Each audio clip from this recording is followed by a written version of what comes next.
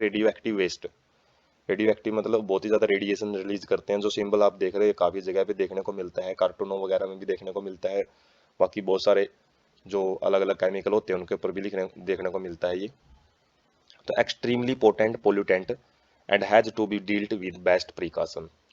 तो बहुत ही ज़्यादा नुकसान पहुंचाने वाला प्रदूषक होता है ये, और इसको बड़ी ही प्रिकॉशन मतलब सावधानी पूर्वक ही हम इससे निपटारा पा सकते हैं। Have to very serious problem. तो बहुत ही दो सीरियस प्रॉब्लम्स हैं वो इसके साथ जुड़ी हुई हैं। पहला क्या, यदि कहीं पर रेडियो एक्टिव वेस्ट जो हम न्यूक्लियर पावर प्लांट में यूज करते हैं जैसे यूरेनियम वगैरह यूज करते हैं, वो रेडिएशन छोड़ते हैं, और वो रेडिएशन इतनी ज़्यादा हानिकारक होती हैं कि एक बार किसी इंसान में से पास हो जाती हैं तो उसका डीएनए ही चेंज हो जाता है। जैसे हिरोशिमा और नागासाकी पे जो परमाणु बम डाले गए थे अमेरिका के द्वारा 1945 के अंदर, जैसे ही विश्व युद्ध खत्म होने के कगार पे था, तो अमेरिका ने मतलब विश्व युद्ध को खत्म ही, दूसरा विश्व युद्ध खत्म ही जापान के ऊपर बम फेंक के किया था। और दो जो बहुत बड़ी सिटीज थी जापान की, वहाँ पे जो ये बम गिराए गए थे, आज भी वहाँ पे जो लोग हैं वो नॉर्मल मतलब फिगर वाले नहीं है, वहाँ पे डिसफिगर देखने को मिलती है। उनके जो शरीर हैं, स्ट्रक्चर्स हैं, काफ़ी डिफॉर्म्ड हैं। डिफॉर्म्ड का मतलब शेप उनकी ढंग की नहीं है, शरीर के अलग अलग ऑर्गन अलग अलग शेप के बने हुए हैं, क्योंकि वो डीएनए में चेंज करता है। और डीएनए में चेंज केवल एक ही पीढ़ी को नुकसान नहीं देता, वो आने वाली बहुत सारी पीढ़ियों को नुकसान देता है। और इसके लिए इनका क्या होना चाहिए, जो एक्सीडेंटल लीकेज है occurred in 3 miles island and चरो चिरोनो चिरोनोबाइल्स इंसिडेंट्स। मतलब ये दो एक्सीडेंट्स की बात कर रहे हैं जो कि दुर्घटनावश जहाँ पे जो रेडियो एक्टिव वेस्ट है वो लीक हो गया था, और उसकी वजह से बहुत आसपास के एरिया में उनको खाली करके छोड़ना ही पड़ता है। फिर उस एरिया को काफ़ी लंबे टाइम तक छोड़ना पड़ता है, ये नहीं कि थोड़े टाइम के बाद वापस आके वहाँ पे रहना शुरू कर दें। 20-20 हज़ार साल, 50-50 हज़ार साल तक भी उस एरिया को छोड़ना पड़ता है, क्योंकि रेडिएशन वो लगातार निकलती रहती हैं। और safe disposal of radioactive waste. तो यहाँ पे जो सीरियस प्रॉब्लम क्या है कि जो रेडियो एक्टिव वेस्ट होते हैं उनको भी सेफ डिस्पोजल करना, उनका निपटारा करना भी बहुत बड़ी एक चैलेंज होता है अपने आप में। Effect on health. तो स्वास्थ्य पे क्या असर डालता है ये, radiation from nuclear waste cause mutation at high very high rate. मतलब जो म्यूटेशन होते हैं, सडन जेनेटिक चेंज, जो हमने मोलिकुलर बेसिस ऑफ इनहेरिटेंस में भी डिस्कस किए थे, जो जीन का जो जीन होते हैं, डीएनए का जो पोर्शन होता है उसके अंदर जो नाइट्रोजीनियस बेस है उसको ये चेंज कर देते हैं। यदि हाई डोज हो जाती है न्यूक्लियर रेडिएशन की तो वो लीथल, लीथल का मतलब होता है डेथ भी कॉज कर सकते हैं।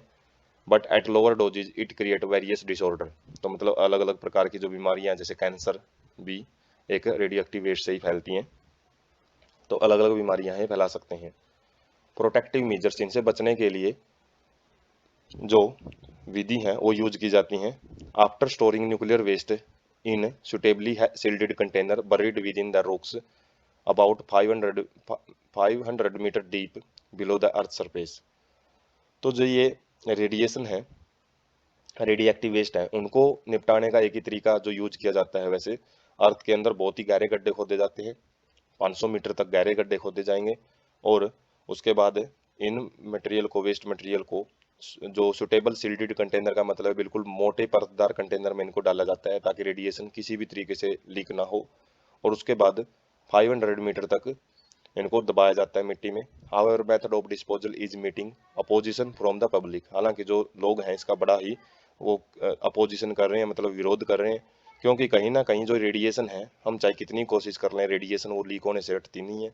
और एक बार जो रेडिएशन लीक होगी तो वो ग्राउंड वाटर में चली जाती हैं, और ग्राउंड वाटर में जो एक बार जो मटेरियल चले जाते हैं तो हम जो उसका यूज करते हैं तो वापस, या फिर मिट्टी में भी वो जो रेडिएशंस आएंगी तो उसकी वजह से जो फसलें हैं उनके अंदर जो रेडियो एक्टिव केमिकल्स आते हैं तो वो वापस कहीं ना कहीं से ह्यूमन के अंदर आते ही हैं, जो कि बहुत ज़्यादा डिजीज है वो फैलाते हैं।